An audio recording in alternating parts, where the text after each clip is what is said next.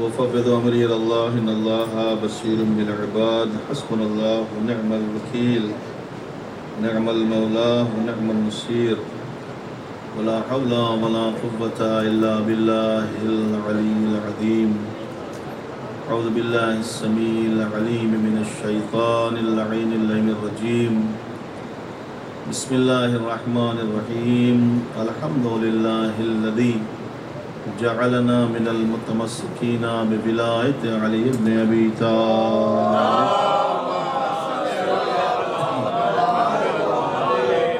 أمير المؤمنين وأولاده المعصومين الذي من تكلم سمع كلامه ومن سكت علم ما في نفسه ومن عاش فعليه رزقه ومن مات فإليه معاده والصلاة والسلام على نبي الأمي القرشي الهاشمي سيدنا ونبينا مولانا أبي القاسم محمد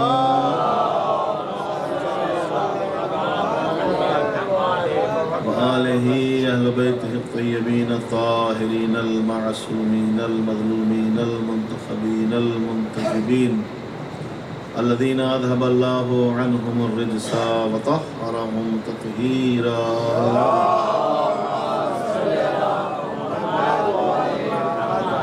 ولعنة الدائمة الباقية المستمرة على أعدائهم أجمعين وغاصبي حقوقهم من الآن إلى قيام يوم الدين أما بعد فقد قال الله سبحانه تبارك وتعالى وقوله الحق في كتابه المبين بسم الله الرحمن الرحيم كلا لو تعلمون علم اليقين لترون الجحيم ثم لترونها عين اليقين ثم لتسألن يومئذ عن النعيم صلوات محمد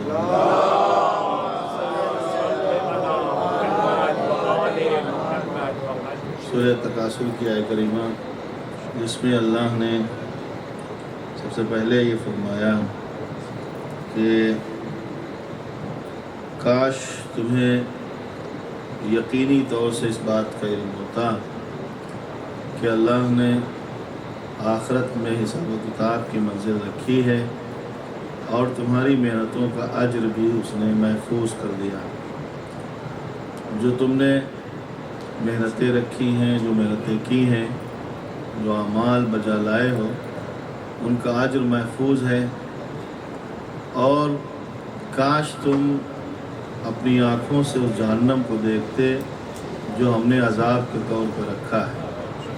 ثم لترونها عین الیقین، پھر یقین کی آنکھوں سے دیکھ لیتے تو تمہیں معلوم ہوتا ہے کہ وہ جہنم کس قدر اور کیسے بھڑکتا ہوا ہے.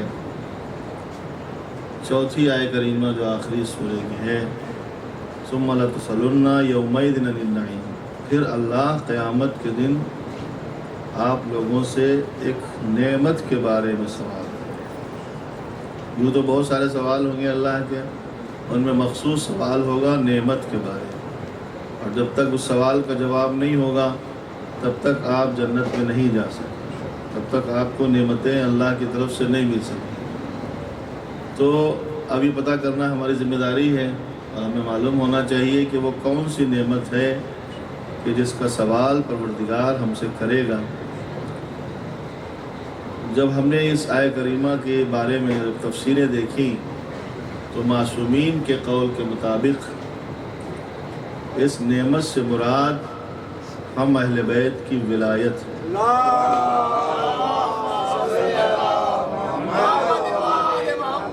ہماری جو ولایت ہے اس کا سوال ہوگا. ایک بہت اچھے مفسر گزرے ہیں، ان کا نام ہے حسین بخش جاڑا، جو پاکستان سے تھے. انہوں نے کتاب لکھی ہے جو تفسیر قرآن مجید کی تفسیر میں ہے، تفسیر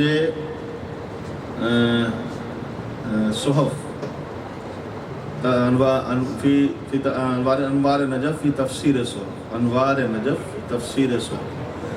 اس کو جو ہے انہوں نے لکھا ہے. اس میں انہوں نے لکھا ہے کہ جو آپ کے جانے کا راستہ ہے جنت میں، جو جنت میں جانے کا راستہ ہے اس کا نام ہے صراط پل. سبھی کو پتہ ہے جانے کا راستہ صراط پل ہے.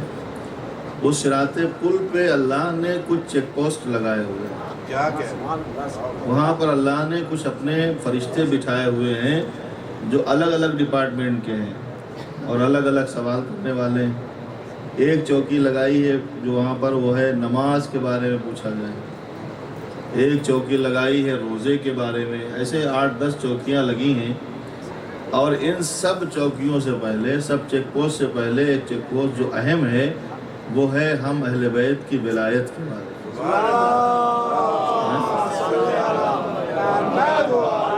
سب سے پہلا چیک پوسٹ جو ہے وہ اہل بیت کی ولایت کا ہے۔ اس کے بعد چیک پوسٹ کراس کر کے جب لاسٹ میں جائیں گے تو جنت ہے۔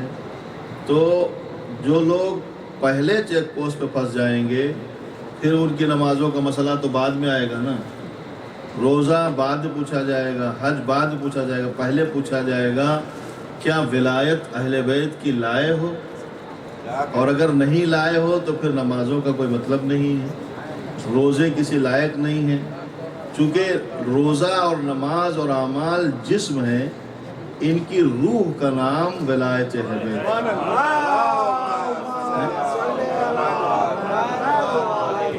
ان کی روح کا نام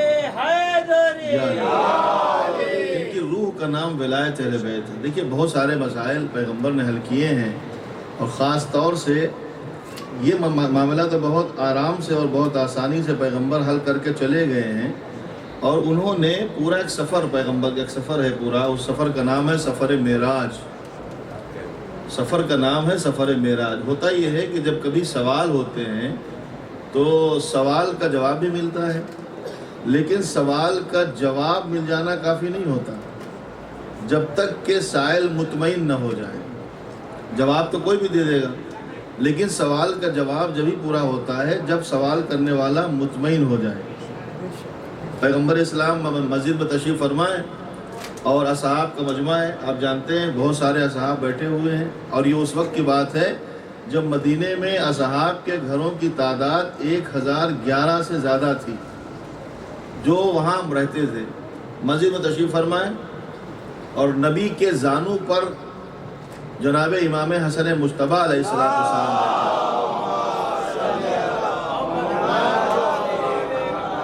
اچھا بزم پیغمبر کی رونق ہی نہیں ہوتی تھی جب تک اہل بیت کی کوئی فرد نہ آ جائے۔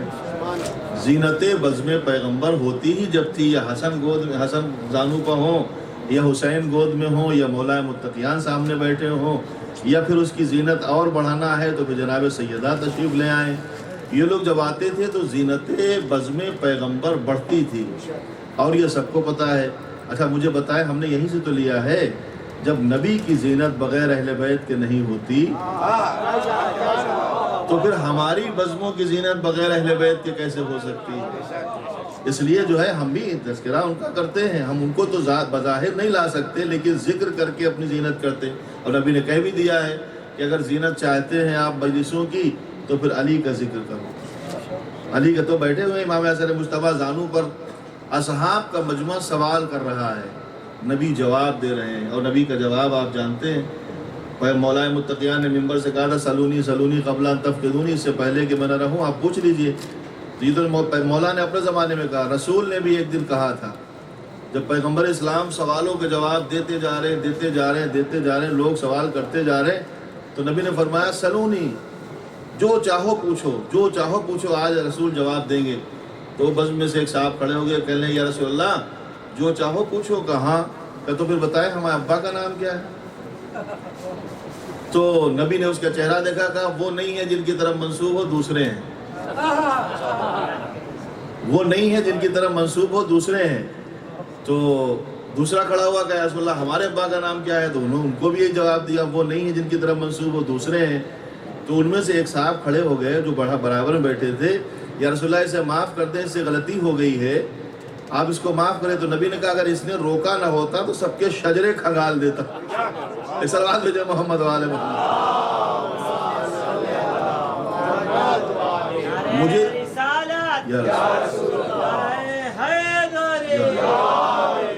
مجھے سارے شجروں کا پتا چلا، تعجب بھی نہ کرنا اس بات پہ کہ نبی کو شجروں کا پتہ کیسے چلا ہے، آپ سمجھے؟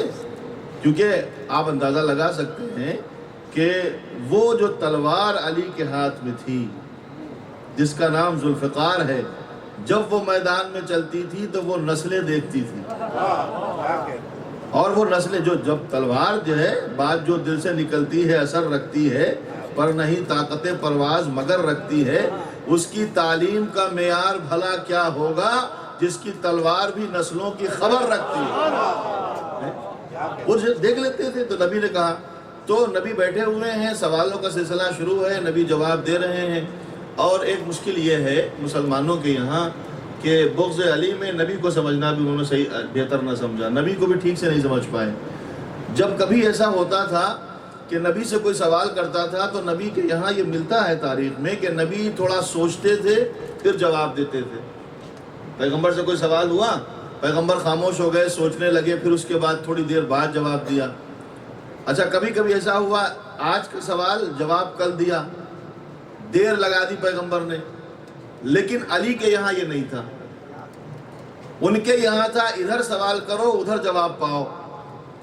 نبی دیر لگاتے تھے، علی دیر نہیں لگاتے۔ جب ہم نے یہ کہا تو لوگوں نے کہا آپ نے علی کو نبی سے بڑھا دیا۔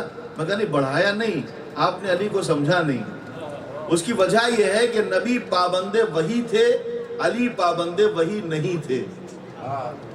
نبی جواب جب دیتے تھے جب وحی آ جاتی تھی، اور علی کہہ چکے ہیں زقنی رسول اللہ زقن زقا، رسول نے مجھے علم ایسے بھرا دیا جیسے پرندہ اپنے بچے کو دانا بھراتا ہے۔ اب سارا علم ہمارے پاس آ چکا ہے، سوال کرو جواب مل جائے۔ نبی کے یہاں ملتا ہے، علی کے یہاں نہیں ملتا کہ دیر لگاتے تھے، فوراً جواب دیتے تھے۔ تو نبی سوال کا جواب دے رہے ہیں، اتنے میں ایک کوئی شخص جو دروازے سے اندر داخل ہوا، سر پہ کا ماما ہے، سفر کی گرد چہرے پہ ہے، گرد کے باوجود چہرہ روشن ہے اور چہرے سے شرافت ٹپک رہی ہے، ایسا لگتا ہے کوئی بڑے اچھے خاندان کا شخص آیا ہے۔ نبی کو اس ادب کے ساتھ سلام کیا کہ جو ادب رسالت کی بزم میں ہونا چاہیے۔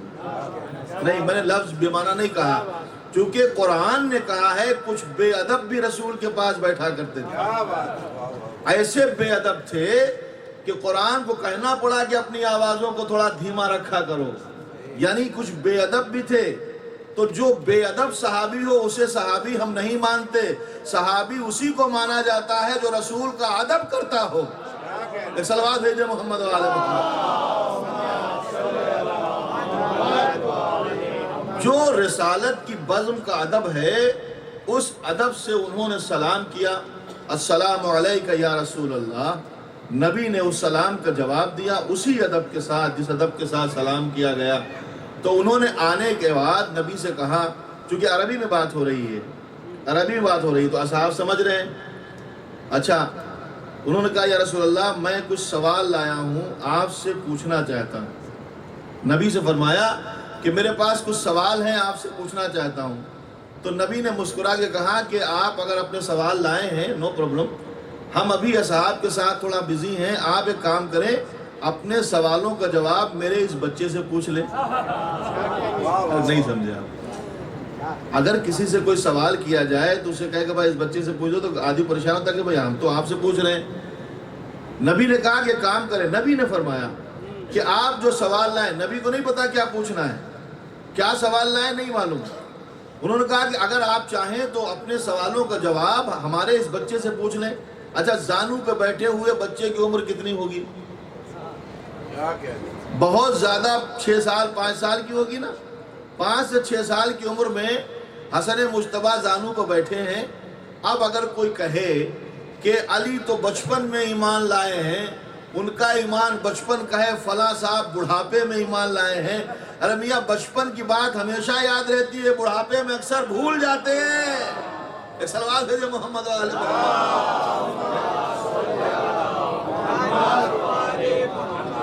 کہا کہ ان سے پوچھ لو، اگر آپ چاہتے ہیں تو ان سے پوچھ لو۔ تو انہوں نے کہا ٹھیک ہے یا رسول اللہ۔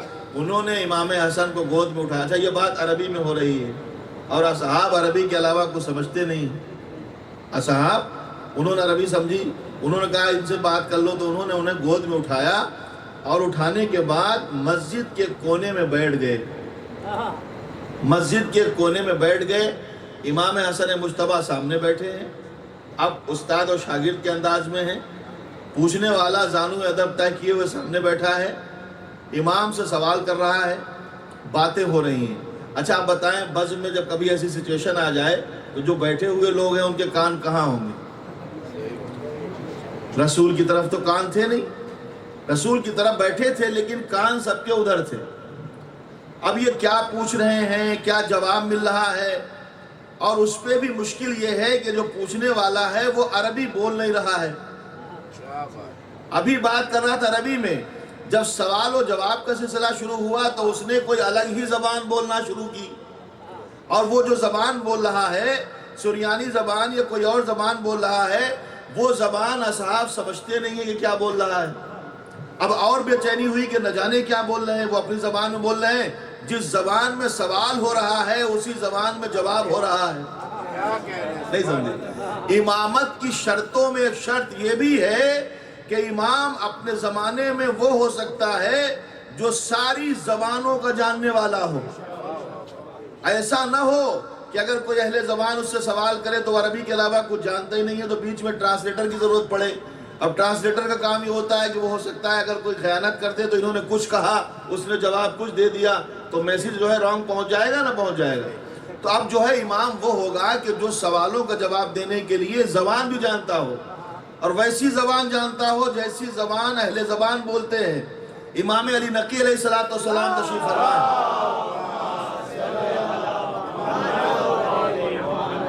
ان کے پاس عبداللہ ابن جعفر تشریف فرمائے۔ عبداللہ ابن جعفر بیٹھے ہوئے ہیں، پیغمبر مولا کے جو ہے صحابی ہیں، بات چیت ہو رہی ہے، آنے والے سوال کرتے ہیں، امام جواب دیتے ہیں۔ ایک آیا، اس نے جو ہے عربی میں سوال کیا، امام نے عربی میں جواب دے دیا۔ دوسرا آیا، وہ ہندی بولنے لگا، امام اس سے ہندی بولنے لگے۔ ایک آیا وہ فارسی بولنے لگا، امام اس سے فارسی بولنے لگے۔ ہو سکتا کوئی انگلینڈ کا بھی گیا ہو، وہ انگریزی بولنے لگا تو امام اس سے انگلش بولنے لگے۔ کوئی سریانی زبان میں بات کرتا ہے وہ اس سے ویسی بات کرتے ہیں۔ تو جب 4-5 زبانیں اس نے سنی عبداللہ بن جعفر نے، تو کہا مولا آپ ہر ایک سے اسی کی زبان میں بات کرتے ہیں، آپ کو کتنی زبانیں آتی ہیں؟ آپ کو کتنی زبانیں آتی ہیں؟ تو امام نے مسکرا کے کہا عبداللہ یہ جو کنکری ہے ذرا اٹھاؤ، کنکری اٹھاؤ۔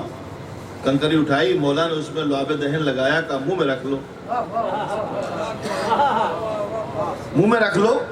اس نے منہ میں رکھا۔ وہ کہتے ہیں کہ خدا کی قسم میں 70 زبانوں کا جاننے والا ہو گیا۔ نہیں سمجھے؟ کنکری کا منہ میں رکھنا تھا، 70 زبانوں کا جاننے والا ہو گیا۔ کس کا کمال ہے؟ اس کنکری کا کمال ہے۔ کنکری میں لگے ہوئے لعاب دہن کا کمال ہے۔ اس کی زبان تک لعاب دہن پہنچا امامت کا، وہ 70 زبانوں کا جاننے والا ہو گیا۔ آپ سمجھے کہ نہیں سمجھے؟ کیسے پہنچا؟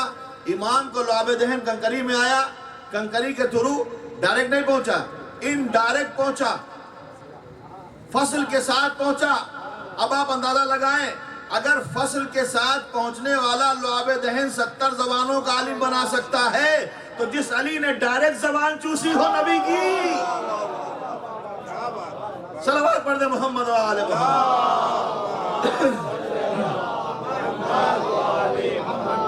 جس حسن مجتبیٰ نے نبی کی ڈائریکٹ زبان چوسی ہو، اس کے علم کا اندازہ کوئی لگا سکتا ہے؟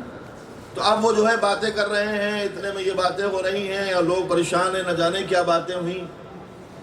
کچھ دیر تک انہوں نے اپنے سوال کیے، امام نے جواب دیا، اور جب سوالوں کے جواب ان کو مل گئے تو پھر وہ پلٹ کے آئے، بچے کو اٹھا کے پیغمبر کو دیا، نبی نے پھر زانو کو بٹھا لیا اور سلام کر کے جانے لگے۔ تو نبی نے پوچھا سوال کر لیے؟ کہاں کر لیا۔ جواب مل گئے؟ کہا سب کے جواب مل گئے۔ اچھا، پھر اس کے بعد تیسرا سوال نبی نے کیا، جواب سے مطمئن ہو گئے؟ جواب سے مطمئن ہو گئے؟ انہوں نے کہا جی رسول اللہ مطمئن بھی ہو گئے، جواب بھی مل گئے، مطمئن بھی ہو گئے۔ سلام کیا، چلے گا۔ اب یہ بات عربی میں ہو رہی ہے چونکہ اصحاب بھی سمجھ رہے ہیں۔ اور جب چلے گئے تو اصحاب نے پوچھا یا رسول اللہ یہ کون تھا؟ یہ کون صاحب تھے جو سوال کرنے آپ سے آئے، حسن مجتبیٰ سے سوال کیا اور جواب بھی مل گیا اور مطمئن بھی ہو گئے اور چلے بھی گئے؟ تو نبی نے کہا آپ نے ان کو پہچانا نہیں؟ کہا نہیں۔ کہ یہ حضرت خضر تھے. نہ جانے آپ کیا سمجھ رہے ہیں. یہ حضرت خضر پیغمبر تھے جو آئے تھے سوال کرنے کے لیے اور ان کو جواب مل گئے. آپ کو پتہ ہے حضرت خضر پیغمبر کون ہے؟ ایک اللہ کا بہت مخصوص نبی جس کا ذکر میں نے کل کیا تھا. جب وہ زمین پر چلنے لگا، توریت کی لوح اور توریت جیسی کتاب اللہ نے جب اسے دی اور انہوں نے توریت کا علم جب حاصل کیا تو اپنے سینے میں بحر زخار علم کا محسوس کر کے حضرت موسیٰ نے تصور کیا، پروردگار عالم مجھے یہ لگتا ہے کہ اس زمین پر مجھ سے زیادہ بڑا عالم کوئی نہیں ہے. کلیم اللہ کہتے ہیں کہ مجھے یہ لگتا ہے کہ مجھ سے بڑا عالم کوئی نہیں ہے. خلاق عالم نے کہا نہیں موسیٰ، ایک عالم تم سے بھی بڑا ہے، ایک عالم تم سے بھی بڑا ہے. کہا کیا کریں، کون ہے؟ کہ فلاں جگہ پہ رہتا ہے، وہ میرا بندہ خاص ہے، تم جاؤ اور اس سے علم سیکھو. تم جاؤ اور اس سے علم سیکھو. کہ وہ کہاں رہتا ہے؟ کہ 2 دریا کے بیچ میں رہتا ہے. نام کیا ہے؟ کہ نام اس کا خضر ہے. سمجھے کہ نہیں سمجھے؟ موسیٰ کلیم اللہ کو اللہ یہ کہہ رہا ہے کہ جاؤ ان سے علم سیکھو، ان سے معلومات لو. جناب موسیٰ وہاں گئے، ان سے علم سیکھا. آپ کو پتا ہے وہ پورا واقعہ شاید آپ نے کبھی سنا ہوگا، ذہن میں آ گیا ہوگا. کشتی میں سوراخ کر دیا، اس کے بعد گرتی ہوئی دیوار اٹھائی، ایک بچے کو مار دیا. موسیٰ جیسے کشتی میں سوراخ ہوا، پوچھا کہ یہ کیا کیا؟ کشتی ڈوب جائے گی. کہا دیکھو ہم نے پہلے ہی کہا تھا کہ روکنا اور ٹوکنا نہیں، تم نے ٹوکا. کہا کہ اچھا آگے نہیں ٹوکیں گے. آگے گئے، دیوار گر رہی تھی، کہا اس دیوار کو اٹھاؤ. جناب موسیٰ نے کہا کہ بھائی اٹھا دیا اس دیوار کو، اور کہا کہ اگر پیسہ لے لیتے تو کام آتا. تو کہا میں نے کہا تھا کہ روکنا نہیں. کہا اچھا آپ تیسری بار اگر روکے تو ہمارا جدائی آپ سے ہو جائے گی. تو کہا ٹھیک ہے. تیسرا حادثہ ہوا، بچے کو انہوں نے گھوسا مار کے ختم کر دیا. تو کہا کہ اس بچے کی کیا خطا تھی؟ تو انہوں نے کہا دیکھو پھر تیسری بار روکا اور تم نے ٹوکا، اس لیے تمہارا راستہ الگ ہے، ہمارا راستہ. کہا اچھا جا رہے ہیں مگر بتا تو دیجئے کیا کیا؟ کہا کشتی میں سراغ اس لیے کیا تھا کہ ایک بادشاہ تمام غریبوں کی کشتیاں لوٹ رہا تھا. میں نے چاہا کہ یہ غریب کی کشتی بچی رہے تو میں نے اس کو ناقص کر دیا تاکہ بادشاہ ناقص کشتی سمجھ کر جو ہے چھوڑ دے. یہ ہے علم غیب. دوسرا وہ جو بچہ تھا وہ بعد میں اپنے باپ کے لیے ایک بہت بڑی مصیبت بننے والا تھا اور کفر کا جو ہے وہ بانی تھا، اس لیے میں نے ختم کر دیا تاکہ کفر کا سلسلہ آگے نہ بڑھے. پھر اس کے بعد اس کے باپ آپ کو اللہ نے ان کی نسل سے 70 نبیوں کا سلسلہ رکھا ہے. کہا وہ دیوار کے نیچے یتیموں کا خزانہ تھا، وہ گرنے والی تھی، اگر گر جاتی تو لوگ لے جاتے، اس لیے میں نے اس کو سیدھا کر دیا تاکہ جب یتیم بڑے ہو جائیں تو اپنا خزانہ نکال لیں. سمجھے؟ میرا کہنے کا مطلب یہ ہے کہ موسیٰ جن کو خدا کہہ رہا ہے کہ جاؤ اور خضر سے پوچھو، سوال کرو، وہ فرق یہی ہے. موسیٰ اسے کہتے ہیں جو خضر سے پڑھے اور حسن اسے کہتے ہیں جو خضر کو پڑھائے.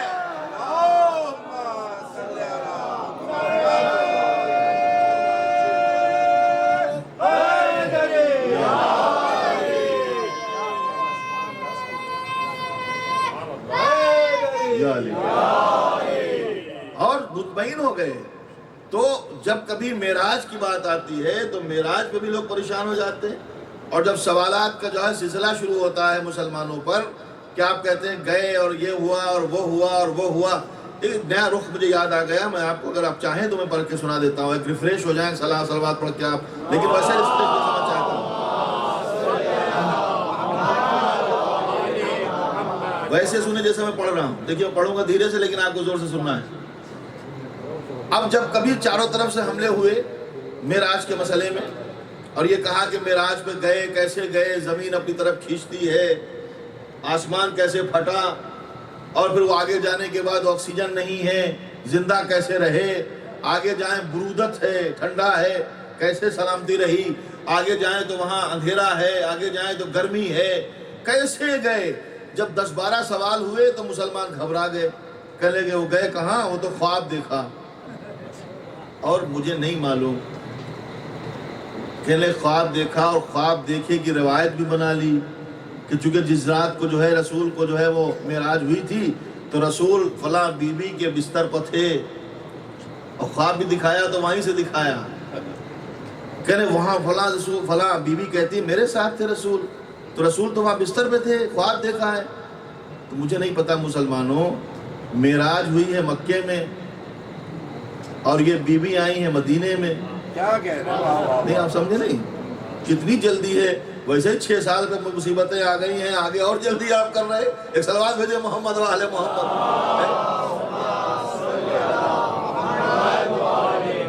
ایک تو مشکل ہے 6 سال کی عمر پر، اور اس کے علاوہ اور بھی جلدی آپ، معراج تو مکے میں ہوئی ہے نا، اور یہ ہوا ہے یہ آئی ہے مدینے میں، تو کہنے کہ وہ تو روحانی معراج ہوئی ہے۔ تو ہم نے کہا اگر قرآن ہی پڑھ لیا ہوتا تو پھر معراج کا مسئلہ خود بخود حل ہو جاتا۔ قرآن میں یہ نہیں لکھا ہے کہ نبی گئے، یہ نہیں لکھا ہے، قرآن میں یہ نہیں لکھا ہے کہ نبی گئے، اس میں لکھا سبحان الذی اسریٰ بعبدہ، وہ لے گیا، نہیں سمجھے؟ گئے ایسا نہیں لکھا ہے، وہ کہہ رہا ہے کہ وہ لے گیا، اور لے گیا کے معنی کیا ہے؟ وہ جو کر سکتا ہے وہ کوئی نہیں کر سکتا۔ اب وہ جانے کیسے لے گیا؟ جب اس سے پوچھا کیسے لے گیا تو سورہ رحمان نے ایک آواز دی، یا معاشر الجن ان استطعتم ان تنفذوا، دیکھیں بہت اہم بات آ گئی ہے، ان تنفذوا من اقطار السماوات والارض فانفذوا لا تنفذون الا بسلطان، اے یا معاشر الجن والانس، اے جنات و انسان، اگر تم چاہو اللہ کے آسمانوں کی سیر کرو، زمین اور آسمان کی سیر کرو، تو نہیں کر سکتے۔ کب تک؟ جب تک کہ تمہارے پاس کوئی سلطان نہ ہو، جب تک تمہارے پاس سلطان نہ ہو۔ تو اس کا مطلب یہ ہے کہ کوئی سلطان ہے، جس سلطان میں یہ طاقت ہے کہ وہ آسمانوں کی سیر کرا سکتا ہے۔ اب چونکہ قرآن نے کہا ہے سلطان ہے، تو ابھی قرآن سے پوچھے اس سلطان کو کہاں سے ڈھونڈیں، تو قرآن نے جناب موسیٰ کا قول نقل کیا، پروردگار میرے لیے ایک سلطان نصیرہ دے دے، ایک سلطان مددگار، سلطان جناب ہارون کو میرا وزیر بنا دے۔ تو جیسی دعا حضرت موسیٰ نے کی ویسی ہی دعا جناب رسول نے کی، رب اشرح لی صدری ویسر لی امری واحلل عقدۃ من لسانی یفقہوا قولی۔ کوہ ابو شبیر پر نبی کھڑے ہیں اور کہتے ہیں میرے زبان کے گروہوں کو کھول دے، سینے کو کشادہ کر دے، آواز میں اثر پیدا کر دے، وجعل لی وزیری من اہلی، اور میرے اہل سے ایک وزیر بنا دے۔ یہ نبی دعا کر رہے ہیں، جیسے موسیٰ نے کہا وجعل لی وزیری، میرے لیے وزیر بنا دے، نبی نے کہا وجعل لی وزیری من اہلی، وزیر بنا دے مگر میرے اہل سے بنا۔ یا رسول اللہ اتنا کہہ دیتے کہ میرے لیے ایک وزیر بنا دے کافی تھا، یہ جو لفظ اہل بڑھایا ہے اس کی وجہ کیا ہے؟ میرے اہل سے وزیر بنا۔ تو نبی نے کہا میں بتانا چاہتا ہوں مجھے اہل والا وزیر چاہیے، اہلیہ والا وزیر نہیں چاہیے۔ اللہم صلی علی محمد۔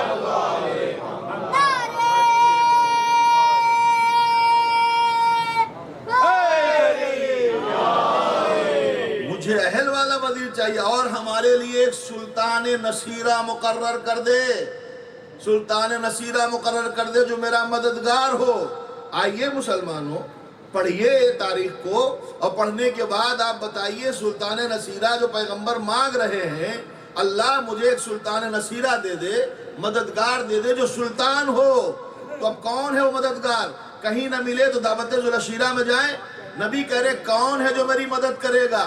10 یا 11 سال کی عمر کا ایک بچہ کھڑا ہے، انا یا رسول اللہ، یہ انا کون ہے؟ کس کا نام لیں گے؟ کہا وہ ابو طالب کا بیٹا ہے جو کھڑا ہوا کہہ رہا ہے کہ میں ہوں رسول اللہ۔ تو علی مرتضیٰ سلطان نصیرہ پیغمبر اسلام کے ساتھ ہیں۔ اب سلطان کے جو معنی ہیں وہ ہیں پاور کے معنی، طاقت کے معنی، نہیں سمجھے آپ؟ طاقت اور پاور کے معنی ہیں۔ اگر زمین کے اجزاء لا تجزیہ کو کھینچا جائے تو اس میں سے کچھ چیز نکالنے کے بعد ایک بڑا سا گولا اس کے ذریعے سے، اس تیزاب کے ذریعے سے، اس اجزاء لا تجزیہ کے ذریعے سے آدمی پھینک سکتا ہے۔ تو اب زمین کے تمام اجزاء کو جمع کر کے ایک بم بنایا جا سکتا ہے، ایٹم بم بنایا جا سکتا ہے، راکٹ بھیجے جا سکتے ہیں۔ راکٹ جو چاند پر گیا ہے اس کے اندر ایندھن بھرا ہے۔ ایندھن کہاں سے آیا؟ کہ زمین سے کچھ چیزیں کھینچی گئیں، ان کا ایندھن بنایا گیا، اس کو راکٹ میں بھرا گیا۔ وہ ایندھن کا کمال ہے کہ راکٹ پہنچ گیا چاند پر۔ میاں اگر تراب میں یہ کمال ہے کہ راکٹ کو لے جائے تو ابو تراب کا کمال کہاں تک ہوگا؟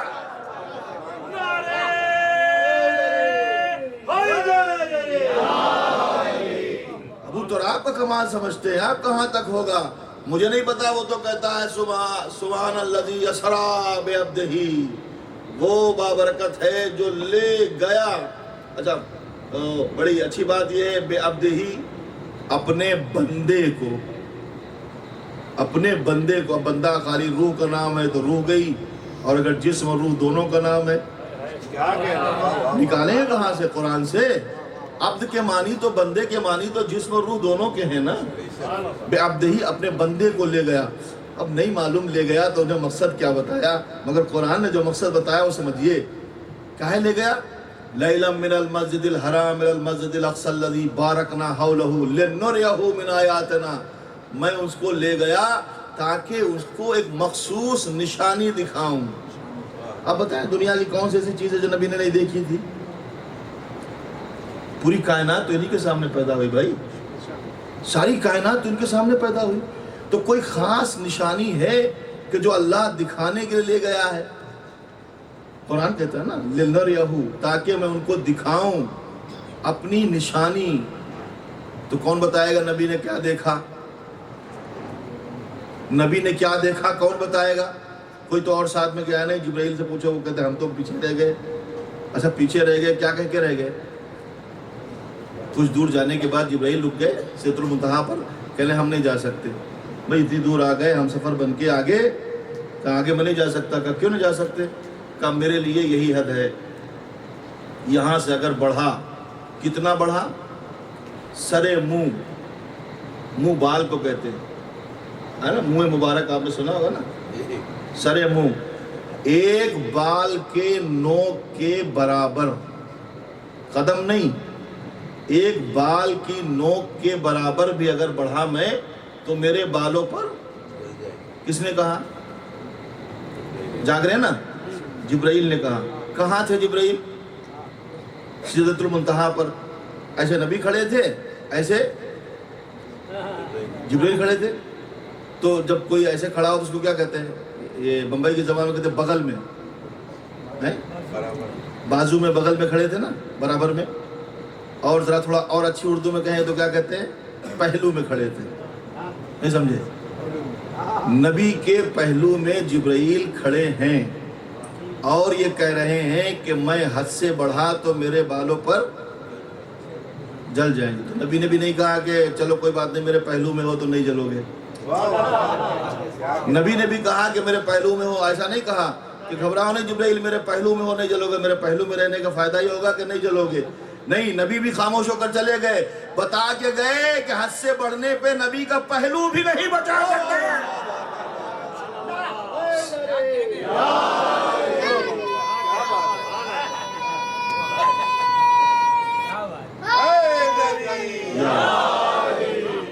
نہیں بچا سکتا بھائی۔ جبرائیل خود کہہ رہے ہیں کہ ہمارے برابر میں ہے، پیغمبر کے برابر میں، لیکن بڑھ نہیں سکتا حد سے آگے بڑھے پہلو پیغمبر بھی نہیں بچا سکتا۔ اب وہاں جبرائیل بھی رک گئے، وہ بھی تو نہیں بتا سکتے کیا ہوا، آگے کی بات تو نبی ہی بتائیں گے۔ یا رسول اللہ کیا دکھایا؟ کہ کچھ تو دیکھا نہیں، ایک ہاتھ دیکھا تھا، ایک ہاتھ دیکھا تھا۔ اب اگر ہاتھ گیا ہے تو ہاتھ بغیر سینے کے نہیں ہو سکتا، تو سینہ بھی گیا ہے، سینہ بغیر چہرے کے نہیں ہو سکتا، چہرہ بھی گیا ہے۔ اب آج تک یہ پردے راز میں ہے کہ پردے کے پیچھے تھا کون؟ وہ تو نبی نے لہجہ سن کے بتایا ہے کہ علی کا لہجہ تھا۔ ایک صلوات بھیج دے محمد۔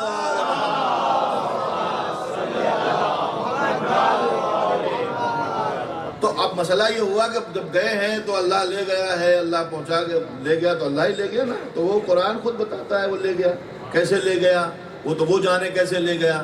آیتیں دکھائیں، نشانیاں دکھائیں، اور جب نبی نے آ کے بتایا، اور یہ سارا کام کتنی دیر میں ہوا؟ جو پورے دفتر کے دفتر ہیں معراج کے، معراج مجھے پڑھنا نہیں ہے، 2-3 گھنٹے میں پڑھتا رہوں گا معراج کے جو دفتر کے دفتر ہیں، خالی اشارہ کرنا تھا، لیکن آ گئی بات تو میں یہاں سے پہنچ جاؤں. اور مجلس حسین تو معراج پہ ہی لے جاتی نا، اور یہ فرش اعظا معراج سے کم تھوڑا ہی ہے. وہ معراج سدرۃ المنتہا، جبرائیل آپ کو مبارک فرش اعظا بچھا کے اپنے گھر پہ نہ بلا لوں تو عزادار نہ کہنا. صلوات بھیجو محمد و آل محمد. اور صرف بلا ہی نہ لوں بلکہ جب یہاں سے جائیں تو خوشبو لے کے جائیں کہ جو خوشبو جنت کی بھی نہیں ہے. آپ سمجھے؟ تو کتنی دیر میں ہوا؟ دفتر کے دفتر ہیں پورے. یہ ہوا، یہ ہوا، یہ ہوا، یہ دیکھا. کیا دیکھا؟ پیغمبر اسلام کہتے ہیں جنت دیکھی. جنت دیکھی تو کسی نے پوچھا یا رسول اللہ جنت میں کیا دیکھا؟ کہ سب سے پہلے دروازہ دیکھا. کیا بات ہے، واہ واہ. سب سے پہلے دروازہ دیکھا. کتنے دروازے؟ کا 8 دروازے ہیں جنت کے. جنت کے 8 دروازے ہیں، مقفل ہیں، قفل لگا ہوا ہے، قفل لگا ہوا ہے، زنجیریں پڑی ہوئی ہیں، کنڈے لگے ہوئے ہیں. عقیق کے دروازے، جس کے بھی دروازے، جنت کے دروازے تو پھر جنت کے ہیں نا، جنت کے دروازے. تو جب کبھی کنڈی بجتی ہے، ہوا ہلاتی ہے تو کیسے دروازے پہ جو کنڈی ہوتی ہے ہوا ہلتی ہے تو کیسے آواز کھٹ کھٹ کھٹ. تو کسی نے پوچھا یا رسول اللہ وہاں کوئی ہوا چلتی ہے؟ کہ ہاں نسیم سحر چلتی ہے. تو کنڈی جب ہلتی ہے تو کیسی آواز آتی ہے؟ کنڈی جب ہلتی ہے تو کیسی آواز آتی ہے؟ نبی نے کہا جب بھی وہ کنڈا ہلتا ہے تو دروازے پہ لگتا ہے یا علی یا علی یا علی یا علی. تو اس کا مطلب یہ ہے کہ جنت بھی شیعہ ہے نا. آواز آتی یا علی یا علی. یا علی تو وہی کہہ سکتے ہیں جس کے دل میں علی ہو. کہا پھر لکھا کیا اس کے اوپر؟ کہا لکھا ہمارا نام لکھا ہے، ہمارے وسیع کا نام لکھا ہے، پنجتن کا نام لکھے. سب دروازے پہ 8 کے 8 دروازے سب پہ نام لکھے ہیں پنجتن کے. اچھا کبھی پنجتن کے نام لکھے ہوئے ہوتے ہیں تو آپ نے دیکھا نا کچھ لوگ وہ پریشان ہو جاتے ہیں پنجتن کے نام سے دیکھ کے. ایک بار کچھ لوگ ساتھ میں تھے ہمارے، اور وہ ایک شہر میں پہنچ گئے جہاں رہنے کی جگہ نہیں تھی. تو ہم نے کہا چلو ہم لوگ تو ملا ہیں، ملا کی دوڑ تو مسجد ہوتی ہے نا، چلو مسجد میں رہ لیں گے ہم لوگ. ارے تو سب سے بڑا ناتا ہمارا ہی تو اللہ سے ہے، سمجھے؟ تو مسجد میں رہ لیں گے. چلیں گے، دیکھا مسجد ہے، اس پہ گیٹ کے اوپر ہی پنجتن کے نام لکھے ہوئے ہیں. گیٹ کے اوپر پنجتن کے نام لکھے ہوئے 5. تو وہ ہمارے ساتھی بولے کہ نہیں مولانا صاحب یہاں نہیں رہیں گے، یہاں نہیں جائیں گے. کیوں نہیں جائیں گے بھائی؟ ارے یہ امام باڑہ ہے، یہ امام باڑہ ہے. پھر اور اپنے ان ساتھیوں سے کہا آگے چلو امام باڑہ ہے. دوسری جگہ آگے کہنا آگے چلو امام باڑہ ہے. پنجتن کے نام جہاں دکھے وہ کہہ کے نکل گئے آگے چلو امام باڑہ، آگے چلو امام باڑہ. اچھا ہم جو اپنے ساتھیوں کے ساتھ تھے تو ہم نے دیکھا پنجتن کے نام لکھے تو خوش ہو گئے. ہم نے کہا اندر چلو امام باڑہ ہے. نہیں آپ کیا سنیں مجھے پتا نہیں. دو نظریے ہیں نا. وہ یہ کہہ کے گزر گئے کہ آگے چلو امام باڑہ ہے، آگے بڑھو امام باڑہ ہے. ہم نے کہا اندر چلو امام باڑہ ہے، اس لیے کہ وہ سمجھتے ہیں کہ یہ ہماری جگہ نہیں ہے اور ہم سمجھتے ہیں یہ ہماری جگہ ہی ہماری ہی ہے. تو اب یہی تو قیامت کے دن ہوگا. اپنی اپنی نمازیں کاندھے پہ لادے ہوئے، روزے کا جھولا گلے میں لٹکائے ہوئے، حج کی گٹھری سر پر رکھے ہوئے سب چلے جا رہے ہیں. کچھ چٹائی لپیٹے ہوئے، کچھ لوٹا ٹانگے ہوئے، کوئی ادھر سے گزرے کوئی ادھر سے گزرے. وہ کہہ کے نکلے جنت کے پاس آگے بڑھو امام باڑہ، آگے بڑھو امام باڑہ، آگے بڑھو امام باڑہ. ہم نے کہا اندر چلو امام باڑہ، اندر چلو امام باڑہ، اندر چلو.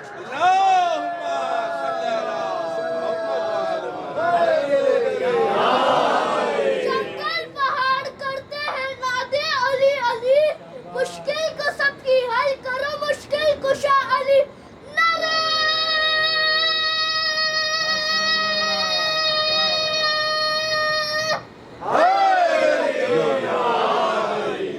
تو پیغمبر کے لکھا ہوا ہے. اچھا یہی نہیں، نبی نے خالی دروازے ہی نہیں دیکھے تو وہ تو ان کی جائیداد ہے. وہ تو انٹرویو ہوئے اندر جنت میں گئے بھی، دیکھا بھی. اب یہ تو آنا جانا ان کا لگا رہتا ہے، خالی آنا جانا لگا نہیں رہتا ہے. سامان بھی ادھر ادھر سے جو ہے رد و بدل ہوتی رہتی. کچھ ادھر سے آتا ہے ادھر سے جاتا ہے. نہیں آپ سمجھے نہیں. جنت وہ جگہ ہے کہ جہاں کوئی باہر کی چیز اندر نہیں جا سکتی. جنت میں وہی چیز جائے گی جو جنت کی ہوگی۔ اب اگر آپ قرآن پڑھیں گے تو قرآن کہتا ہے کہ فاطمہ کے ہاتھ کی پکی ہوئی روٹیاں گئیں۔ نہیں سمجھے؟ اب طے کریں جنت کسے کہتے ہیں، اب طے کریں جنت کسے کہتے ہیں۔ وہ مفتی بھی جنت میں جانے کے لیے تیار ہے جو حسن و حسین سے بغض رکھتے ہیں، ان کے دل میں بھی تمنا ہے جنت ہے۔ بس تمنا رکھنے میں کیا ہوتا ہے، جب پہنچیں گے تو قرآن خود کہتا ہے، یہی سورہ رحمان کہتا ہے یا خذون بسیماہم، قرآن کہتا ہے کہ ان کو جو ہے یعرفون بسیماہم، ان کے چہرے سے دیکھ لیا جائے گا جنتی ہے کہ جہنمی ہے۔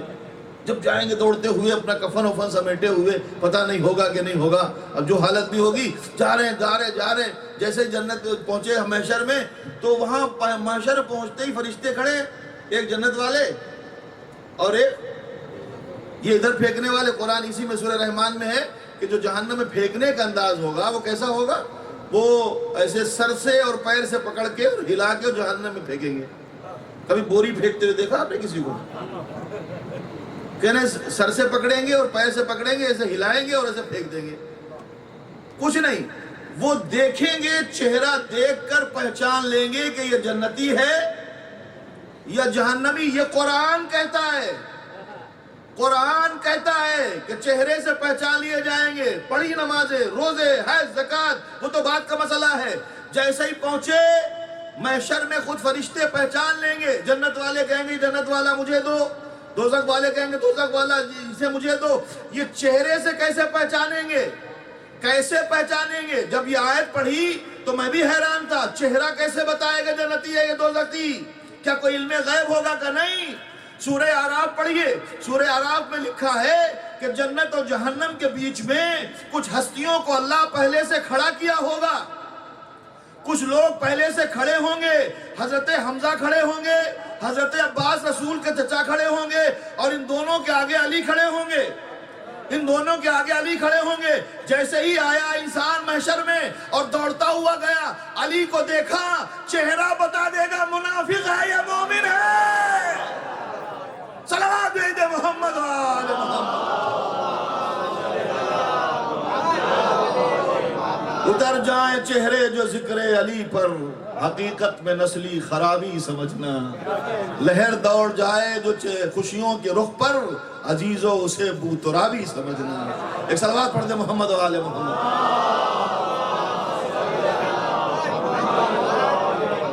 چہرہ دیکھیں گے، پہچان لیں گے کہ یہ جنت والا ہے، اس کو جنت میں جانے دو، یہ دوزخ والا ہے، اس کو دوزخ میں جانے دو۔ جہاں بھی جو جانے والا ہے وہ اپنے حساب سے چلا جائے گا۔ نبی تو وہاں انٹرویو ہوئے، گئے بھی، نبی خود فرماتے ہیں، یہ پیغمبر کی حدیث ہے، معراج کے واقعے میں لکھا ہوا ہے، صرف ہمارے پاس نہیں، متفق علیہ۔ انہوں نے فرمایا کہ نبی کہتے ہیں کہ جب میں گیا جنت میں تو میں نے دیکھا وہاں کچھ حوریں بیٹھی ہوئی۔ حوریں تو کنیزیں ہیں غلامان علی کی، حوریں تو کنیزیں ہیں غلامان علی کی، یاقوت وہ آنسو جو غم شہ میں گرا تھا۔ سمجھے؟ نہیں سمجھا؟ یاقوت ہوگا نا، یاقوت کے یہ پائے ہوں گے، یہ ہوں گے جنت میں، یہ ہے کیا؟ یاقوت سے سجایا ہوا ہوگا۔ حوریں تو کنیزیں ہیں غلامان علی کی، بہت پرانا، مجھے جو 4ویں سے یاد آ گیا، بہت پرانے مجھے میرے ہی ہیں۔ حوریں تو کنیزیں ہیں غلامان علی کی، یاقوت وہ آنسو جو غم شہ میں گرا تھا، مل جاتی نگر تجھ کو درے زہرا سے روٹی، رضواں تیری جنت نے بھلا رکھا ہی کیا تھا۔ صلوات بھیج دے محمد و آل محمد۔ نعمات جنت مکمل کہاں ہوتی ہیں اگر روٹی نہ مل جاتی نگر تجھ کو درے زہرا سے روٹی، رضواں تیری جنت بھلا رکھا ہی کیا تھا۔ دیکھا حوریں بیٹھی ہوئی، حوریں سجائی گئی ہیں۔ قرآن خود کہتا ہے یہ سورہ رحمان میں کہ وہ جن کو کبھی کسی مرد چھوا نہیں ہوگا، کبھی کسی نے جو ہے دیکھا نہیں ہوگا، تو نبی کو دکھایا گیا چونکہ انہی کے نور سے سب پیدا ہوا ہے۔ تو نبی نے کہتے ہیں، نبی فرماتے ہیں، دیکھیے تمنا سب کی نا، حوریں ملیں گی، وہ تو وہ جو بم باندھ کے اڑا دیتے ہیں مسجدوں کو، وہ تو اس لیے اڑا دیتے ہیں کہ جب مریں گے تو اپنا ہر لوتھڑا حور کی گود میں گرے گا جا کے. ان کو یہی پڑھایا جاتا ہے کہ تم گھبراؤ مت, 18 سال کے 20 سال کے ہو, کوئی بات نہیں, دنیا میں کیا کرو گے یہاں, یہ سب لڑائی جھگڑے شادی بیاہ میں بڑے کہاں پڑو گے, جاؤ اڑا دو مسجد کو اور مار دو ان کو. جیسے ہی تم اڑو گے تمہارا ہر لوتھڑا حور کی گود میں گرے گا, سیدھے حور میں. تمنا ہے نا حور کی. اور جو مفتی ہیں ان کو تو بہت تمنا ہے, وہ تو کہے 70 ملے گی,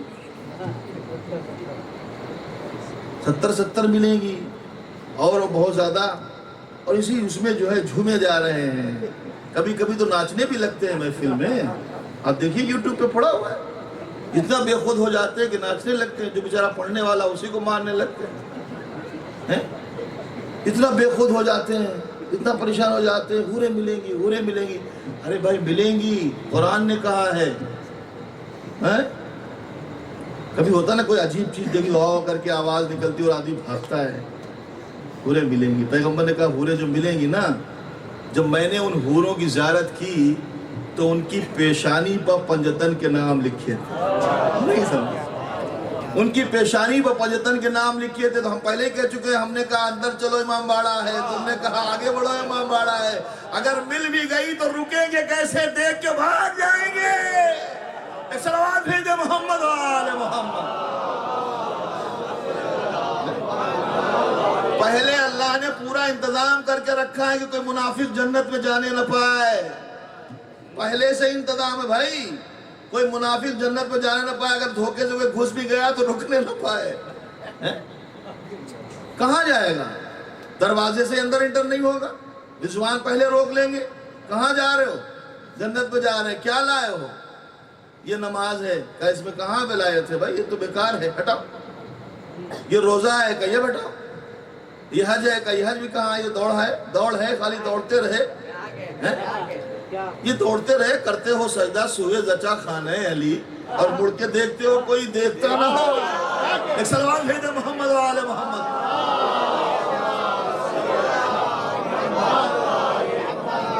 کیا ہے, کیا لائے ہو, یہ حج لائے ہیں. اس حج میں کیا ہے, گروہ سے شادی کرنا ہے. طواف نساء تو کیا ہی نہیں. طواف نساء کے بغیر تو شادی حرام ہے بھائی.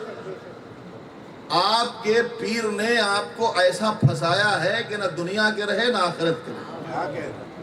ہاں, اب بھی وقت ہے, پہچان لو اصلی پیر کون ہے, نقلی پیر کون ہے. پھنسا دیا, بری طرح سے پھنسا دیا. جتنے بھی جانے کے راستے تھے سب مسدود کر دیے. اس لیے اس کو پتا ہے کہ میں تو جاؤں گا نہیں, ان کو کیوں جانے دوں. اس لیے اس راستے پہ چلے جائیں کہ جو خود بھی جا رہے ہیں جنت میں اور آپ کو بھی لے جا رہے ہیں. پھر آگے بڑھے پیغمبر بڑھے, دیکھا وہاں جو ہے کچھ مکان بن رہے ہیں, جنت مکان بن رہے ہیں. سیر جنت کی پیغمبر نے فرمائی, مکان بن رہے ہیں, بلڈنگیں تیار ہو رہی.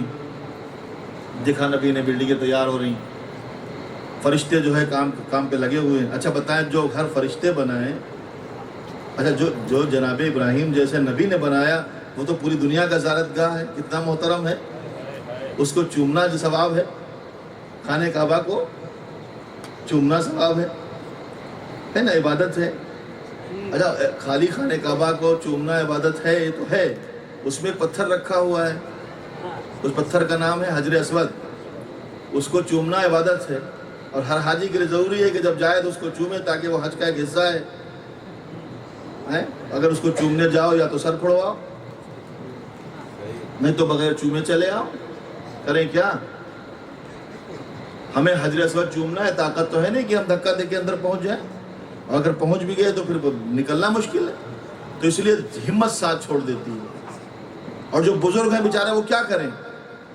تو ساری شریعتوں نے مل کے مسئلہ دیا, ساری شریعتیں, 1 امام 2 امام 3 امام 4 امام اور یہ 12 امام, جتنے بھی امام ہیں سب اماموں نے کہا اگر حجر اسود تک نہیں پہنچ سکتے تو اس کے سامنے کھڑے ہو, ایسے ہاتھ کرو اور اپنا ہاتھ چوم لو, یہی حجر اسود ہے. ارے نہیں سمجھے آپ, یہ صرف ہاتھ کو ایسے اشارہ کرو, یہ ہاتھ حجر اسود ہے، اگر حجر اسود تک نہیں پہنچ سکتے تو اس کا مطلب یہ ہے کہ اصل تک نہیں پہنچ سکتے، تو نقل کو چومنا بھی عبادت ہے، اسی لیے تو ہم ذریعے بنا کے ان کو چوما کرتے ہیں۔ صلوات دے دیں۔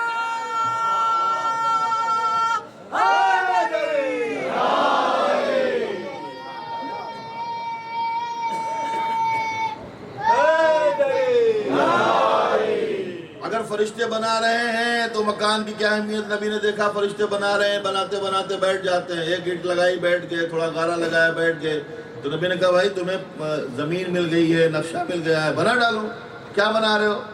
تو فرشتوں نے کہا کہ یہ جو گھر بن رہے ہیں یہ آپ کے بھائی علی کے چاہنے والوں کے مکان ہیں۔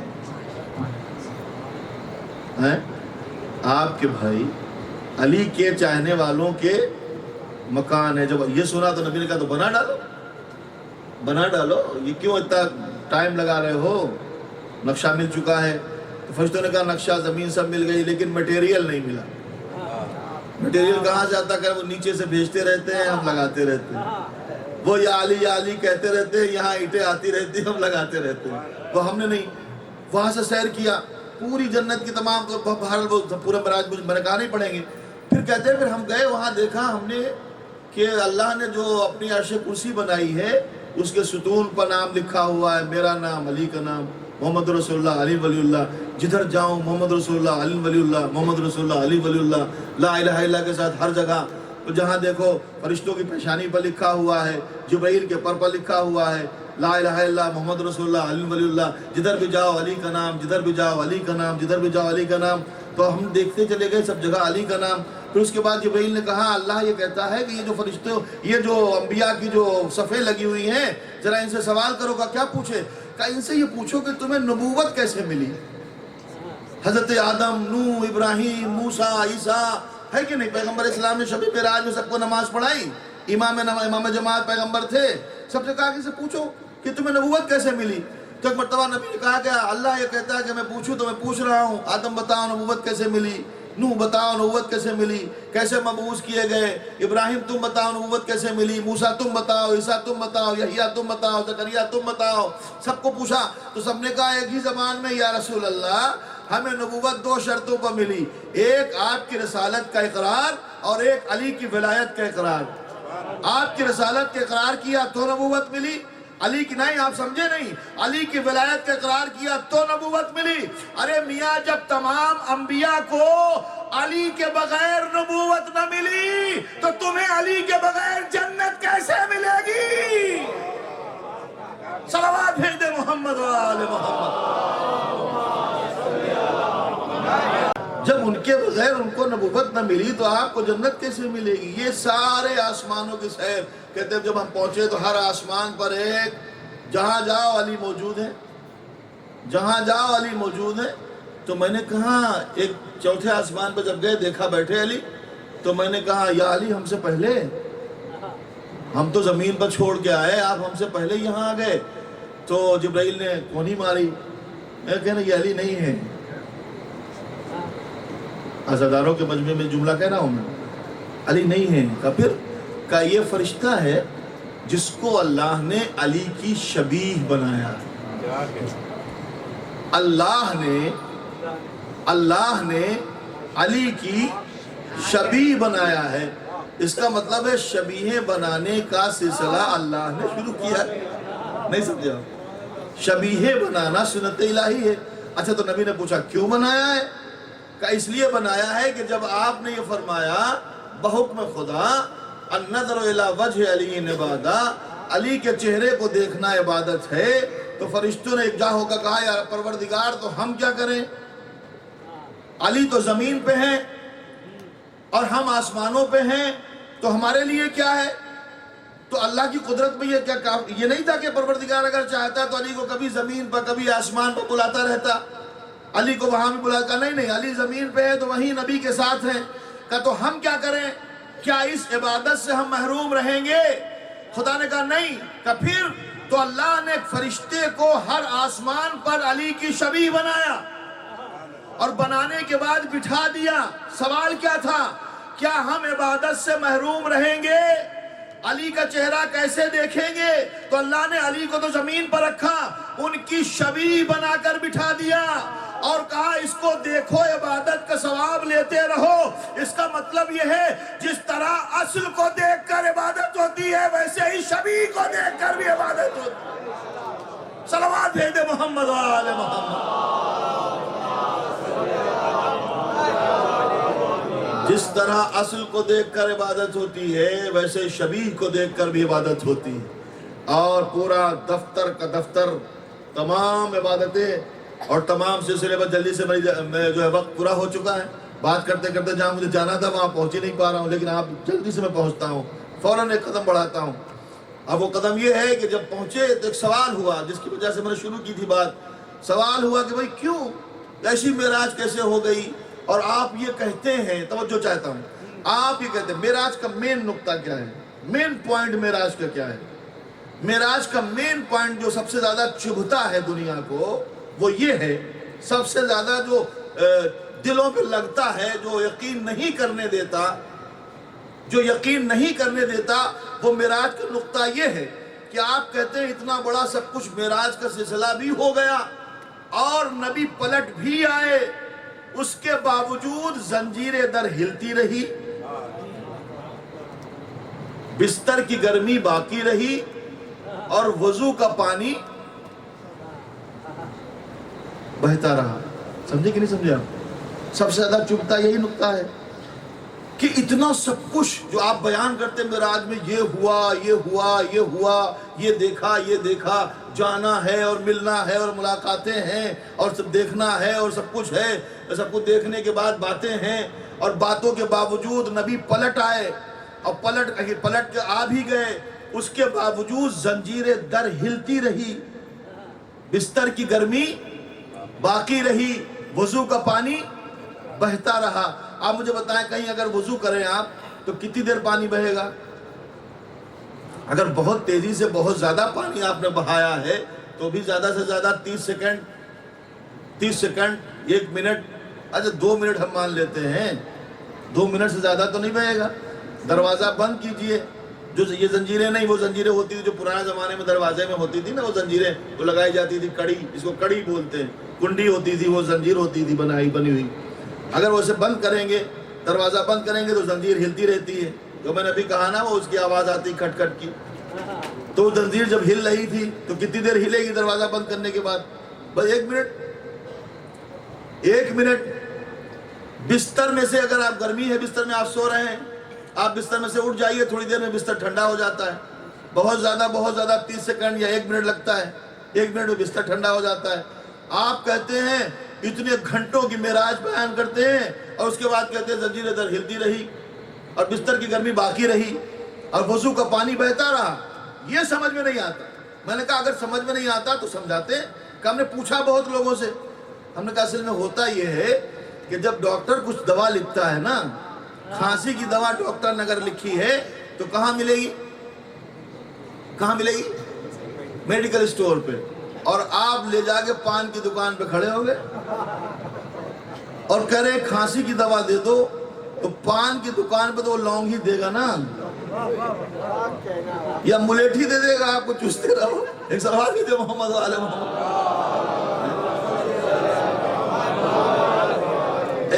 ایک متحد ہو کے سلوات پڑھے زور سے محمد۔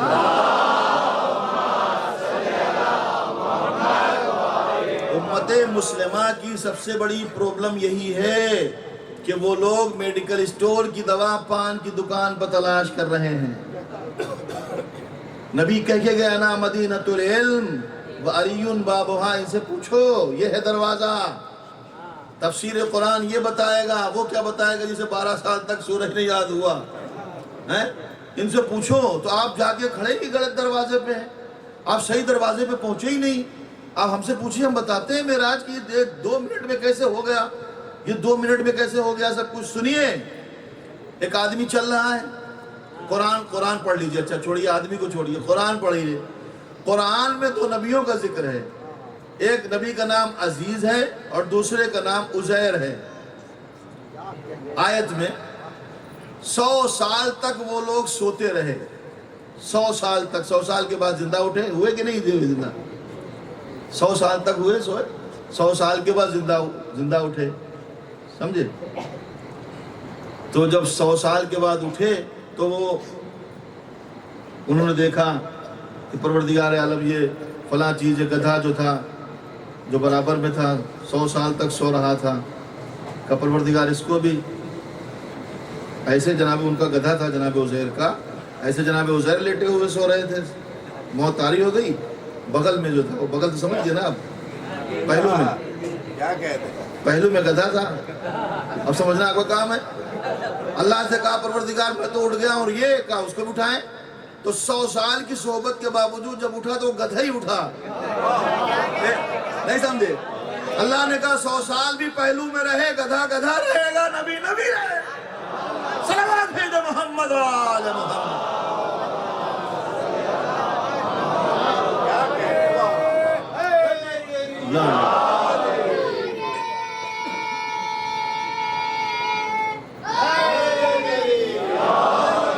یہ مسئلہ آپ سمجھ لیجئے گا۔ دیکھیے وہ 2 منٹ کیسے ہوئے، 2 منٹ میں کیسے سب کچھ ہوا، اور زنجیریں در ہلتی رہی، بستر کی گرمی باقی رہی، سنیے، بستر کی گرمی باقی رہی، اور وضو کا پانی بہتا رہا۔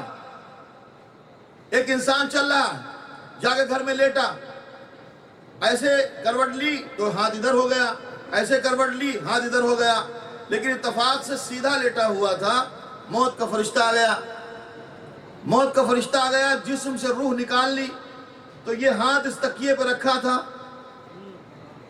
اب یہ ہاتھ ادھر آئے گا؟ نہیں آئے گا، کیونکہ اس میں روح نہیں ہے، کیونکہ اس میں روح نہیں ہے۔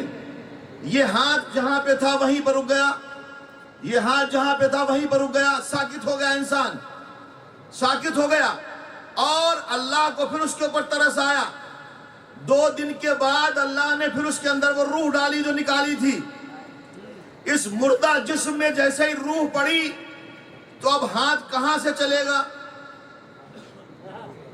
جہاں پہ رکا تھا، نہیں سمجھیے، ہاتھ یہاں رکھا تھا، موت آ گئی، روح نکل گئی، ہاتھ وہیں پہ ہے، دوبارہ جب روح جسم میں داخل ہوئی اب ہاتھ یہیں سے چلے گا جہاں پر رکا تھا۔ خدا نے کہا ہے کائنات کی روح کا نام ہے محمد، کائنات کی روح کا نام ہے محمد۔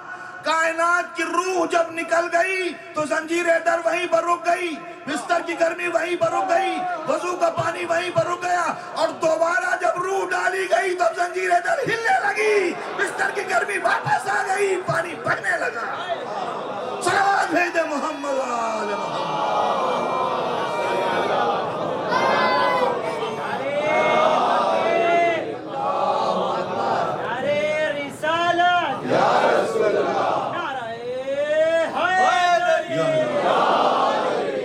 حضور روح کائنات ہے، روح کائنات چلی گئی، کائنات ٹھہر گئی، کائنات ٹھہر گئی، اس وقت تک ٹھہری رہی جب تک کہ دوبارہ روح کائنات واپس نہ آئی۔ جہاں پہ ٹھہری تھی وہیں سے شروع ہوئی، پرندوں نے چہکنا شروع کیا، آسمان نے روشنی دینا شروع کی، ستاروں نے چمکنا شروع کیا، سورج نے نکلنا شروع کیا، زمین نے اپنا انداز شروع کیا، سب درختوں نے اگنا شروع کیا۔ اس کے اشارے پہ تو سب کچھ ہوتا ہے۔ اگر یہ نہ بولے تو پرندے چہک نہیں سکتے، یہ نہ بولے تو ہوائیں چل نہیں سکتی، یہ نہ بولے تو آسمان سے فرشتے نازل نہیں ہو سکتے۔ اس کی وجہ سے یہ روح کائنات ہے۔ روح کائنات جب تک زمین پہ ہے تب تک زمین زندہ ہے، اور روح کائنات نکل گئی تو نبی کہتے ہیں زمین ختم ہے، آسمان ختم ہے، ستارے ختم ہیں، سورج ختم ہے۔ تو ڈھونڈو روح کائنات آج کون ہے؟ کہ وہ آخری محمد پردے غیب میں موجود ہے۔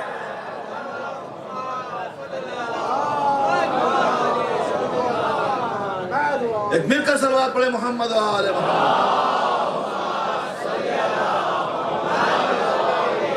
یہ جو نعمتیں برس رہی ہیں،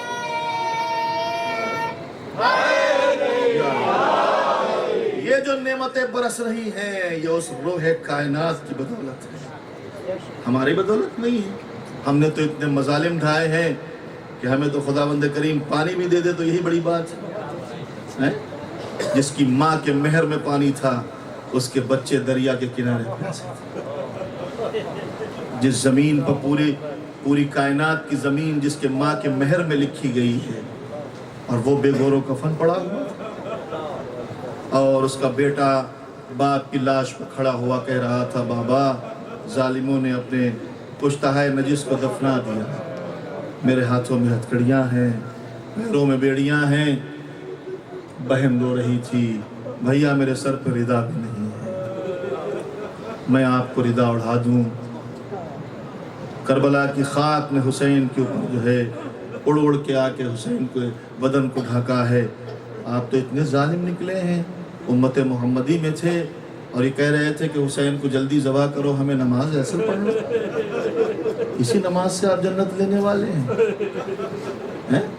نواز رسول کو قتل کرنے کے بعد اس کے بعد یوں ہی چھوڑ دیا آپ نے، تو یوں ہی چھوڑ کے چلے گئے، اور حسین ابن علی کو ہر طرح سے ستایا، ہر طرح سے ستایا، رلایا، اور اہل بیت علیہ السلام کی مصیبت کا ذکر جب کہ ہوتا ہے، ہر آنے والا کربلا کا نیا دن اہل بیت کے لیے مصیبت کا نیا سلسلہ لے کے آتا تھا۔ پہلی کو جو مصیبت تھی دوسری کو اس سے زیادہ تھی، تیسری کو اس سے زیادہ تھی، چوتھی کو اس سے زیادہ تھی، اور جب حسین شہید ہو گئے تو کربلا میں اہل بیت پر مصیبت سب سے بڑا ذکر ہوتا ہے کربلا کے پیاسوں کا، پیاس کا۔ اکبر بہت پیاسے تھے، اون محمد بہت پیاسے تھے، آل محمد بہت پیاسے تھے، حضرت عباس بھی پیاسے تھے، حسین بھی پیاسے تھے، اصحاب حسینی بھی پیاسے تھے۔ جو جتنا جلدی شہید ہو گیا اس کو اتنا کم جو ہے پیاس کا درد ہوا، جو دیر تک باقی رہا اس کو زیادہ درد ہوا پیاس کا۔ سب سے آخر میں شہادت علی اصغر کی ہے، سب سے زیادہ پیاس کا غلبہ علی اصغر پہ تھا۔ روایت کہتی ہے کہ جب حسین نے اپنے ہاتھوں پر بچے کو اٹھایا تھا تو علی اصغر کا یہ عالم تھا، خدا کے بچوں کو سلامت رکھے، ماؤں کی گودیاں رباب کی اجڑی ہوئی گود کے صدقے میں آباد رہے۔ حسین نے جب ہاتھوں پر اٹھا کے کہا بیٹا ذرا ان کو اپنی پیاس بتا دو، تو علی اصغر کا وہ عالم تھا جو مچھلی کی تیسری سٹیج ہوتی ہے۔ مچھلی کی تیسری سٹیج جانتے ہیں؟ دیکھیں کبھی اگر رونا آ جائے تو اس میں تکلف نہ کرے، بالکل نہ کرے، اس لیے کہ آپ کو تو موقع ملا نا رونے کا، حسین پہ رونے کا موقع آپ کو ملا۔ جب بھی کبھی آ جائے، جب کبھی شام ہو اور آسمان کی طرف نظر جائے تو سکینہ کو یاد کر، جب کبھی سامنے پانی آ جائے تو جناب سکینہ کی پیاس یاد کر کے رو۔ حسین نے کہا ذرا پیاس بتا دو، تو جو مچھلی کی تیسری سٹیج ہوتی تھی اس انداز میں علی اصغر تھے۔ پہلی سٹیج مچھلی کی یہ ہوتی ہے کہ جب اس کو پانی سے نکالا جاتا ہے تو اچھلتی ہے اور گرتی ہے، اور جب طاقت ختم ہو جاتی ہے تو پھر اس کی دوسری سٹیج شروع ہوتی ہے۔ دوسری سٹیج یہ ہوتی ہے کہ اب وہ اچھل نہیں پاتی، صرف پلٹتی ہے، کبھی دائیں کروٹ کبھی بائیں کروٹ، اور جب وہ مرنے کے قریب ہوتی ہے تو آخری سٹیج ہوتی ہے، اب نہ وہ پلٹتی ہے نہ اچھلتی ہے، صرف منہ کھولتی ہے اور بند کرتی ہے۔ علی اصغر اسی کیفیت میں تھے، منہ کھولتے تھے اور بند کرتے تھے۔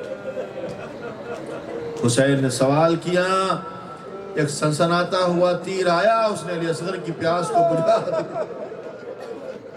سب پیاسے تھے کربلا میں۔ اجرکم اللہ، خدا کوئی غم نہ دے غم آل محمد کے ساتھ۔ پروردگار تمہاری آوازوں پر رحمت نازل کرے۔ امام علی مقام کے ہاتھوں پر اصغر تیر کھا کے پیاس بجھ گئی، کسی کی خنجر سے بجھ گئی، کسی کی نیزے سے بجھ گئی، کسی کی تلوار سے بجھ گئی۔ حسین کی پیاس بھی عصر عاشور عالم سجدہ میں بجھ گئی۔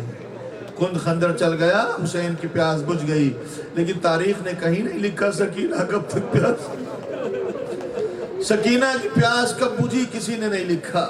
اس لیے کہ اگر روایت پڑھیں گے تو اس میں اکثر لگتا ہے کہ جب جناب سید سجاد کے پاس جناب سکینہ بیٹھی تھی تو کہا تھا بھیا مجھے جب دفن کرنا تو دیکھنا زمین کی نرمی میں نہ بیٹھ دفن کرنا، پیاس میری ہڈیوں میں اتر گئی ہے۔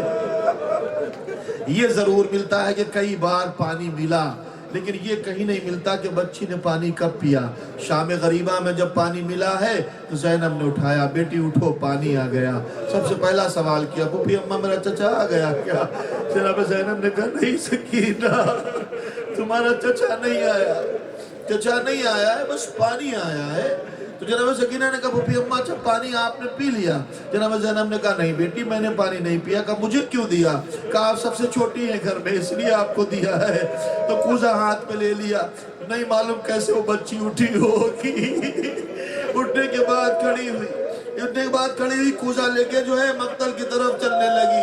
ज़ैनब ने कहा बेटी कहाँ जा रही हो? कहा फूफी अम्मा मैं सबसे छोटी थी, पानी मुझे सबसे पहले मिला। अरे मेरा मुझसे छोटा भी भैया अली असगर, तो मैं उसके लिए लेके पिया। तारीख में नहीं लिखा कि जनाब सकीना ने पानी पिया है। दूसरी जगह करबला से जब असीर होकर चलने लगे। अजीजों मैं फिर एक जुमला कहूँगा जो आपको हमेशा याद रखना चाहिए कि हमारे पास आने वाले रिवायतें और मसाइब अहले बैत के दो सोर्सेज हैं। एक सोर्स वो है कि जो यजीद के मुअय्यन करदा लोगों ने लिखा, जिनको रिपोर्टर्स कहते हैं, उनमें हमीद इब्न मुस्लिम सबसे करीब था। और एक सोर्स है खुद अहले बैत ने जो बताया है। छठे इमाम कहते हैं जो अहले बैत ने खुद बताया है वो तुम नहीं सुन सकोगे, वो तुम नहीं सुन सकोगे, इसलिए कि उसका असर सैयद सज्जाद पर रहा। 35 साल तक रोते रहे, मुसलसल रोते रहे। जो हमीद इब्न मुस्लिम ने बताया वो हमें पता है। वो सकीना जो अपने बाबा को छोड़ के जब चली थी, एक मर्तबा रास्ते में चलते चलते रिवायत में लिखा है कि एक जगह पर हुसैन का सर रुक गया, और रुकने के बाद वो नेज़ा जिस पे हुसैन का सर था वो ज़मीन पकड़ गया। अब नहीं चल रहा है। जब नहीं चल रहा है, लाख कोशिश की मगर न चला, तो अब कैसे पता चले हुसैन क्यों नहीं चलते हैं, नेज़ा ज़मीन से बाहर क्यों नहीं आता है? एक मर्तबा उसने ताज़ियाना लिया, सैयद सज्जाद के पास आया और ताज़ियाना लहरा के कहता है बाबा से पूछो चलते क्यों नहीं, अगर न चलेंगे तो मारूंगा, अगर न चलेंगे तो मैं ताज़ियाना मारूंगा। इमाम अली मुकाम ने कहा अच्छा। जंजीरों को संभाला, बेड़ियों को संभाला, बाबा के पास पहुंचे। बाबा क्या वजह है जो आगे नहीं बढ़ रहे हैं? हुसैन ने आवाज दी बेटा मैं कैसे आगे बढ़ूं? अरे मेरी बच्ची सकीना, मेरी प्यारी सीने पे सोने वाली मेरी बच्ची कहीं रास्ते में गिर गई, जब तक वो ना आएगी मैं आगे न बढ़ूंगा।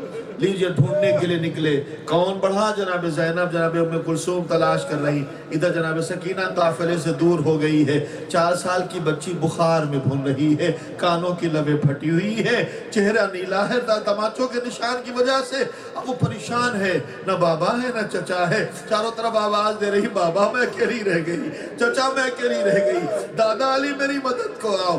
एक मर्तबा जनाब ज़ैनब जब पहुंची है तो देखा बच्ची तो नहीं नजर आई, एक बीबी नजर आई।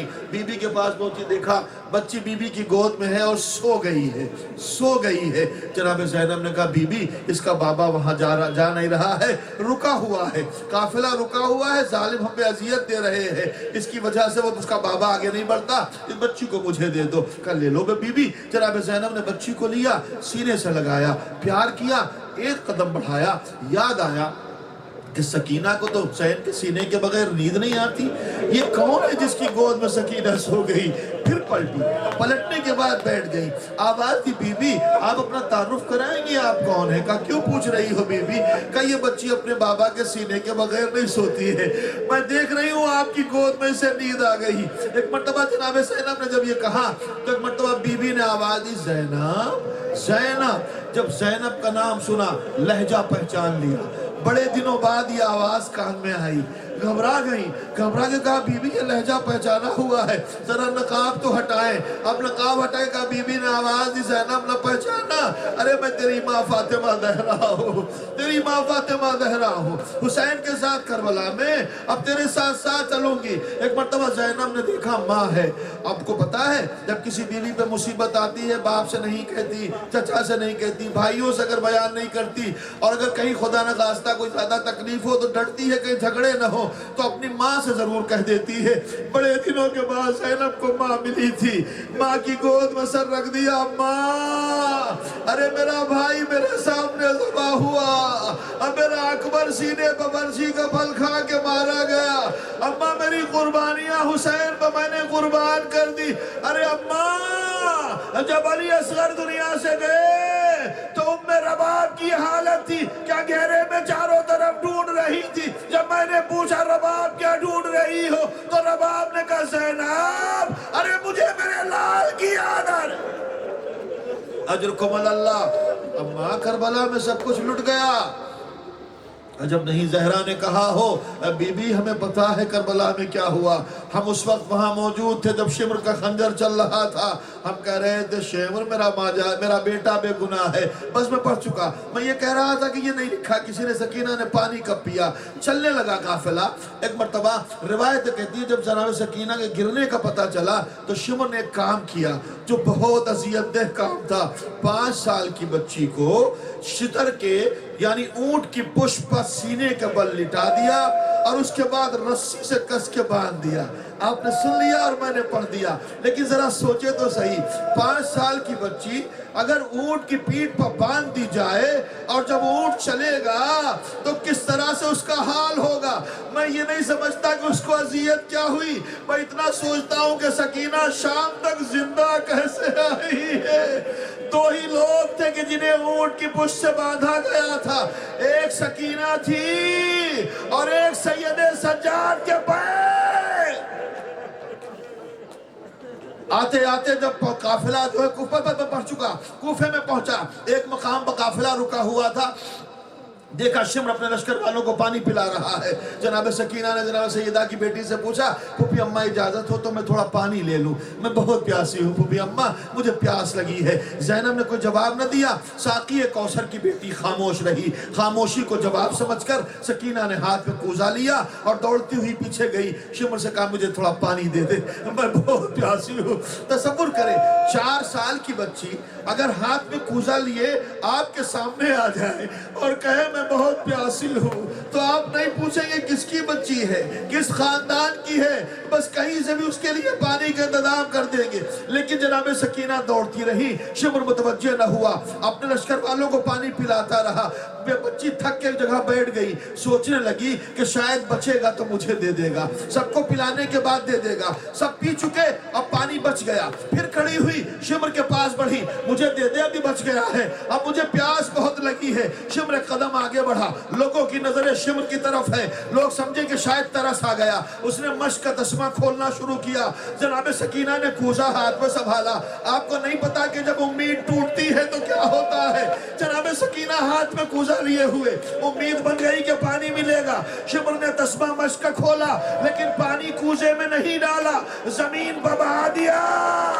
بچی وہیں پر بیٹھ گئی، چچا باس، ارے ظالم پانی بہا رہے مگر آپ کی بھتیجی کو پانی نہیں دے رہے ہیں۔ واہ سکینہ، واہ مسلم۔ وَسَيَعْلَمُ الَّذِينَ ظَلَمُوا أَيَّ مُنْقَلَبٍ يَنْقَلِبُونَ إِنَّا لِلَّهِ وَإِنَّا إِلَيْهِ رَاجِعُونَ۔ الہی بحق زہرا و ابیہا و بال بنیہا پروردگار تمام مسلمین اسلام زمانہ کا واسطہ ہمارے اس مختصر سے قبول فرما، حاضر مجلس والے مجلس تمام کو پورا فرما، جو پریشان حال پریشانی کو دور فرما، جو مقروض میں قرضوں کو ادا فرما، جو بیمان و شفاء کاملہ صحت عاجلہ عنایت فرما، جو مرحومین ہو چکے ہیں سب پہ برحمت نازل فرما، جہاں جہاں مومن مومنات مسلمین و مسلمات رہتے ہیں سب کی حفاظت فرما، مظلومین کی مدد فرما، ظالمین کو بھی نابود فرما، امام کے ظہور میں تعجیل فرما، ہمیں ان کے اعوان و انصار میں شامل ہونے کی سعادت نصیب فرما۔